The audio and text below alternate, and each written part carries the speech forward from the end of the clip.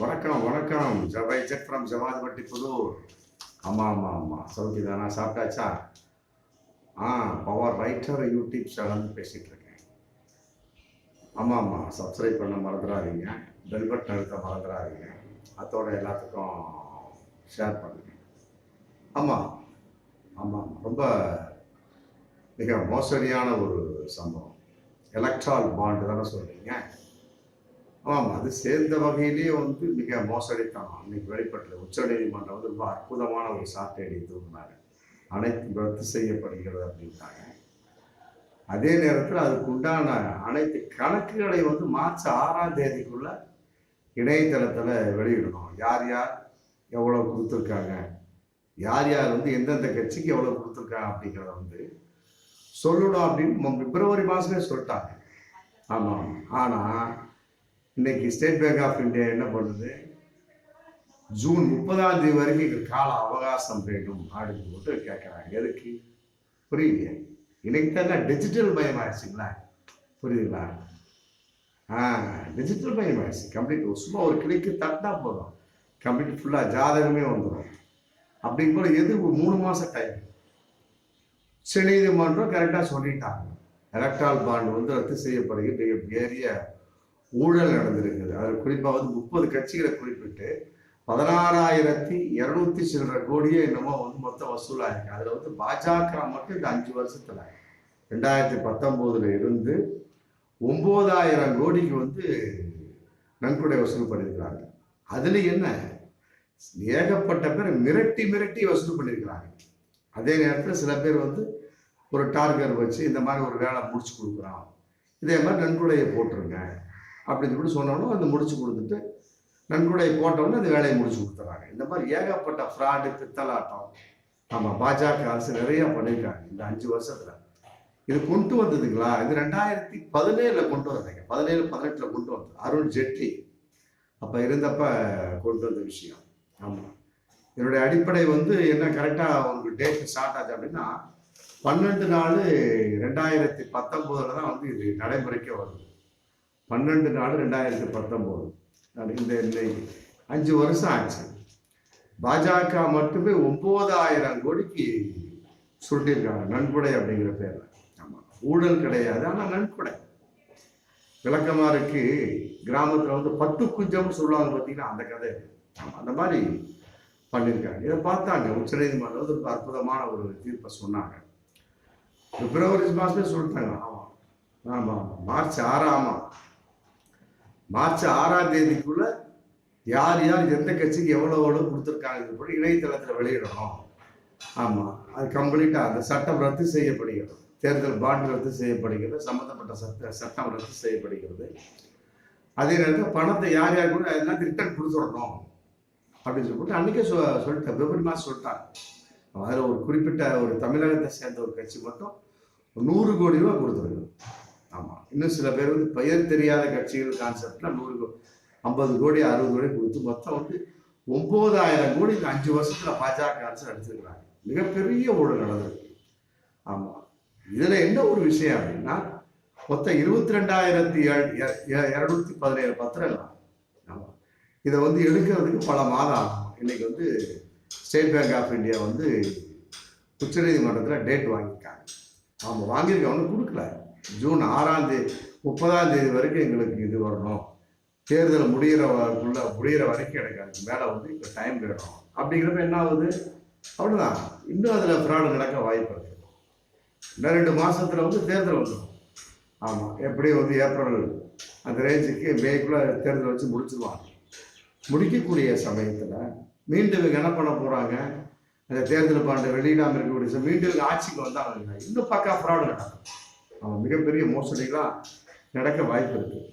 அதனால் இப்போ என்ன தெரியுது, இடி, ஐடி, என்ஐஏ, சிபிஐலாம் தன் கைக்குள்ள போட்டுட்டு இருக்காம இப்போ பொது வங்கிகளையும் தங்கள் கைக்குள்ள வச்சிருக்காங்க அப்படின்னு பகிரங்கமா தெரிஞ்சு போச்சு. சரிங்களா? இன்னும் சொல்ல போனா இந்திய நாட்டிற்கு எதிரான பல நாடுகள்லேருந்து பல நிதிகள் வந்திருக்கிற மாதிரி இன்னைக்கு சொல்லியிருக்கிறாங்க. உண்மை, இது வருத்தத்துக்குரிய விஷயம் இல்லை. இதை உச்சநீதிமன்றம் டேட்டு கொடுக்கூடாது, மார்ச் 6ஆம் தேதிக்குள்ள தரணும். கரெக்டாக அது தவிர உஷாரா என்ன பண்ணிட்டா ஸ்டேட் பேங்க் ஆஃப் இந்தியா அந்த அவங்க வந்து மார்ச் 4ஆம் தேதியே வந்து மனு தாக்கல் பண்ணிட்டாங்க. எங்களுக்கு வந்து ஜூன் 30ஆம் தேதி வரைக்கும் டைம் வேணும் அப்படின்னு. எப்படி பாருங்க, இதெல்லாம் வந்து எதனுடைய வெளிப்பாடு? பாஜகவினுடைய வெளிப்பாடு. நம்ம கட்சியினுடைய அழுத்தத்தின் காரணம் தான் இன்னைக்கு பயங்கரமா போயிட்டு இருக்கு. இது மாதிரி தான் சொன்னீங்க, நல்லா சொன்னீங்க. அதாவது அண்ணாமலை வந்து அந்த ரஃபேல் வாட்சிக்கு 6 மாசம் கழிச்சு பில்லு தரேன்னு சொன்னார் பார்த்தீங்களா, அந்த கதை சொல்லிட்டார். இந்த வாட்ச் வந்து 2 லட்சம் சில்லறை வரைக்கும் வாங்கப்பட்டது அப்படின்ட்டாரு. அப்ப பில்லை வச்சிருக்க வேண்டியதானே, எதுக்கு 6 மாசம்? அது மாதிரி தான் இதுவும் எலக்ட்ரால் பாண்டு இதே மாதிரி தான்.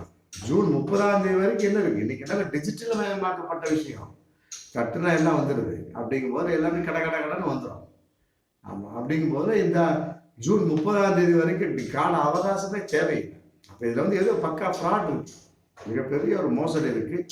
இன்னும் கணக்குகள் காண்பிக்கப்படாத பல விஷயங்கள் இருக்க வாய்ப்பு இருக்கு அப்படின்னு எதிர்கட்சிகள் அந்த மிகப்பெரிய ஒரு போராட்டத்தை பண்ணிட்டு இருக்காங்க.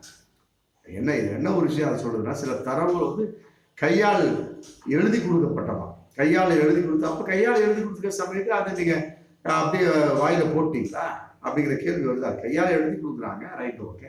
இப்போ கேட்கலாம், ஸ்டேட் பேங்க் ஆஃப் இந்தியா வாயில போட்டுருச்சா, இல்லை அதை வந்து மறைமுகம் வந்து பாஜக கொடுத்ததா ஸ்டேட் பேங்க் ஆஃப் இந்தியா அப்படின்னு கேள்வி இல்லை. அப்படி கொடுக்கல அப்படியே டிஜிட்டலில் ஏற்றிருப்பாங்களா, கணக்கில் ஏற்றிருப்பாங்க. அப்போ அதை டிஜிட்டல் கணக்கில் தெரிஞ்சிருக்க மாட்டாங்க. அப்போ ஒரே கிளிக்கில் அடிச்சு எல்லாம் வந்துட போகுது. ஏங்க, நம்ம வந்து பேங்குக்கு போகிறோம், ஒரு கடன் வாங்கியிருக்கோம், என்னென்ன வேணுங்க, இன்னும் என்ன அமௌண்ட் தேவைப்படும், நாங்கள் எத்தனை டியூ கட்டியிருக்கிறோம், இது வரைக்கும் என்ன அமௌண்ட் வந்துருக்கு, இது வரைக்கும் என்ன அமௌண்ட் நாங்கள் வாங்கணும், பேலன்ஸ் என்ன அமௌண்ட், இப்படி கேளுங்களேன். 5 நிமிஷத்துல அதனுடைய ரிசல்ட் வந்துடும். ஒரு தட்டுவாங்க, கடன்னு அது பேப்பர் வந்துடும். ஏன் இதே பாருங்களேன், சில பேர் வந்து இன்கம் டேக்ஸ் வந்து தாக்கல் பண்ண போவாங்க.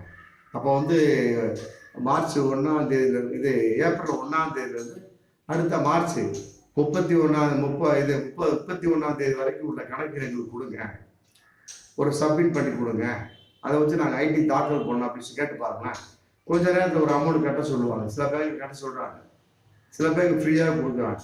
ஸ்டேட் பேங்க் ஆஃப் இந்தியாலாம் அமௌண்ட் கட்டணும், 350 ரூபாய் ஃபைன் வசூல் பண்ணுறாங்க. அதுக்கு உண்டான காசு என்ன பண்ணுறாங்க, கொஞ்சம் உட்காருங்க அப்படிங்கிறாங்க. டக்குன்னு சரசரன்னு வந்துடும். ஏன்? விவசாயிகள் கடன் எடுத்துக்கலாம். விவசாயிகள் கடன்லாம் வந்து எவ்வளோ பேர் உடனே கேட்ட உடனே டக்குட்டு இவ்வளோ கடன் கட்டணும், இவ்வளோ கடன் கொடுத்துருக்கிறீங்க, உடனே கடனை கட்டு வந்துங்க, அந்த அளவுக்கு பண்ண தெரியுதுன்னா அப்புறம் பாஜக செய்த ஊழலை நீ வெளிப்படுத்த மாட்டேங்கிறீங்க. நான் ஸ்டேட் பேங்க் ஆஃப் இந்தியா பார்த்து கேட்குறேன். மக்களாக நம்ம கேட்கணும். ஸ்டேட் பேங்க் ஆஃப் இந்தியா பார்த்து நம்ம கேட்கணும் மக்கள் கட்டாயமா. அவ்வளோ மிகப்பெரிய ஃபோர்ஸ் பின்னால் நடந்திருக்கு. இது வந்து தேர்தல் பாண்டு வந்தது, ரகசியம் வந்தது, தேர்தல் வைக்கிறதுக்கு முன்னாலே வந்துடும். ஜூன் 30ஆம் தேதி வந்து பாஜக இது உச்சநீதிமன்றம் ஒத்துக்கவே கூடாது. வெளியே வந்தது அப்படின்னா மக்களுக்கு இன்னும் பல உண்மைகள் தெரிய வரும். அதே நேரத்தில் வந்து எத்தனை கோடி அடிச்சிருக்காங்க, எத்தனை கோடி சைடில் பண்ணாங்க சொன்னாங்க அப்படின்னா, கையால் எழுதி கொடுக்கப்பட்டது தரவுகள் இருக்கிறது அப்படின்னா, அப்போ நீங்கள் அதை வந்து கணக்கில் ஏற்றுனீங்களா, இல்லை பாஜகவை மறைமுகமாக கொடுத்து விட்டீர்களா அப்படிங்கிற கேள்வி எழுதுறதுல, கையால் எழுதி கொடுக்கப்பட்ட தரவுகளை ஏற்றுக்கொள்ளக்கூடாது. எல்லாமே டிஜிட்டல் மயம் தானே, எல்லாம் பத்திரம் மயம் தானே. அப்படிங்கும்போது எப்படி கையால் எழுதி கொடுத்துருப்பாங்க. சில பேர் வந்து வர்றாரு, சம்மந்தப்பட்ட பத்திரத்தை வாங்குற, அமௌண்ட்டை போற போயிட்டே இருக்காரு. கையால் எழுதி கொடுக்கக்கூடிய அளவுக்கு அதில் என்ன இருக்கு? ஒண்ணுமே இல்லை. அப்போ இதில் பக்கா மிகப்பெரிய ஒரு மோசடி ஊழல் நடந்திருக்கு. ஆமா, இது வெளியே வந்தது அப்படின்னா கட்டாயமா வரக்கூடிய நாடாளுமன்ற தேர்தல் கட்டாயம் பாஜக ஜெயிக்காது. பல உண்மைகள் வெளிவந்தாச்சு. பில்கிஸ் பானு வகையில ஏகப்பட்ட அடி. ஆமா, பாஜக இஸ் ஃப்ராட் அப்படின்னு சொல்லிட்டாங்க. இதம்மா இதெல்லாம் சுயநலம் தான், ஏகப்பட்ட சுயநலம். பாருங்க, ஒண்ணு கிடையாது. ஒரு 5-6 மாசத்துக்கு முன்னால ஏதோ பண்டிகை வந்துச்சு பாருங்க, அதுல வந்து கேஸின் விலை வந்து 200 ரூபாய் இறக்குறேன் கூட சொல்லியிருந்தாரு.